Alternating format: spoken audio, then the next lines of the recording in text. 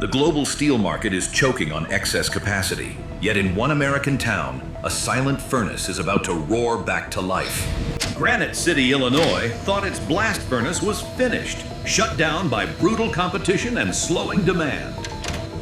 Then, in late 2025, the phones rang again. The furnace would restart, and hundreds of workers were called back. For families, the explanation is simple. The furnace is hot again, the paycheck returns, the mortgage gets paid. But viewed from above, the story is anything but simple, because the world is already drowning in steel. Global steel demand is expected to sit roughly flat at around 1.7 billion tons in 2025, with only a modest recovery after that. At the same time, new steelmaking capacity is racing ahead, adding the equivalent of a mid-sized steel superpower in just a few years. Demand is crawling, capacity is sprinting, and every line on the chart points toward a long, grinding surplus of steel. Most of the new capacity is clustered in Asia and the Middle East, where governments see steel as the backbone of future growth and power. In China, a long property slowdown and trade tensions have left mills wrestling with overcapacity that never quite disappears. Local governments depend on these plants for jobs and tax revenues, making it politically painful to shut down even the worst performers. In India, the story feels very different, with a government pushing infrastructure, factories, and a dream of becoming a steel-fueled manufacturing giant. Indian steelmakers see overcapacity not as a threat, but as a bridge to exports and long-term dominance, betting that demand will eventually catch up. Across Southeast Asia and the Middle East, new mills rise along deep-water ports. Built as anchors in the Gulf, steel is part of a bigger plan to turn oil wealth into industrial muscle that can survive after fossil fuels fade. Meanwhile, older plants in Europe, Japan, and the United States struggle under higher costs, stricter rules, and relentless. Put it together, and you get an industry where the world can make far more steel than it actually needs. When capacity rises but demand does not, prices take the punishment, and only the strongest or best protected players can survive. We get the familiar sequels: accusations of dumping, emergency tariffs, and trade disputes as governments rush to shield their own mills. Tariffs and safeguards can keep some plants alive for a while, but they don't solve the deeper problem of global overcapacity. On top of price wars, the steel industry faces a second, heavier pressure: its enormous carbon footprint in a world moving toward climate rules. Europe's new carbon border mechanism adds a price to dirty steel imports, effectively taxing high-emission mills from abroad.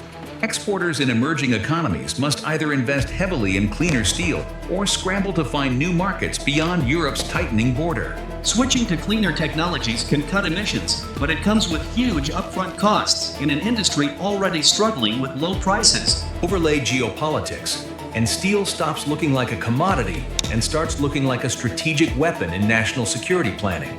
Steel quietly underpins everything heavy: the skeletons of buildings, the frames of vehicles, the hulls of ships, and the towers of our energy systems. That's why, even in a world of surplus steel, a blast furnace can still be treated as a strategic asset, not just a business line item.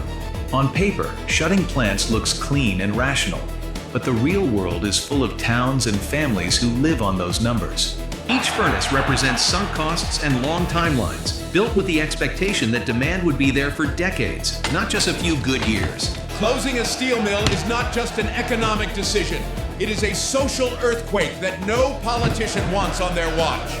In places like Granite City, every restart becomes a political symbol, a test of promises made to workers and communities. Long-term supply contracts bind mills to their customers, forcing them to keep capacity alive just to honor commitments and protect relationships. Steel sits at the center of a dense industrial web, where shutting one furnace can ripple out to ports, railways, factories, and entire supply chains. This is not a tidy global optimization problem. It is a tug-of-war between dozens of national and corporate agendas. From here, the global steel story could move in very different directions, depending on how governments and companies respond. In one future, everyone keeps adding capacity to protect jobs, leading to a long, exhausting price war and a constant search for new markets. In that world, weaker mills go under, but the closures are chaotic, driven by crisis rather than any coordinated plan. In a second future, Governments push harder to phase out the dirtiest capacity and pour resources into cleaner forms of steelmaking. If this path succeeds, steel becomes both cleaner and more disciplined, with capacity expansion tied to climate goals, not just politics. The most likely outcome, though, is a muddled mix of price wars and half-finished green transitions, with no single clear storyline. Right now, the world lives in that messy middle, where one town celebrates restart, while China tries to limit domestic growth while investing abroad.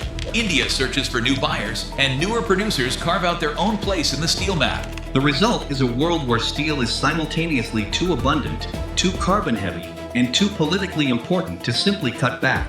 Granite City is just one flame in that giant picture, but it captures the contradictions of a system that keeps feeding the fires it claims to fear.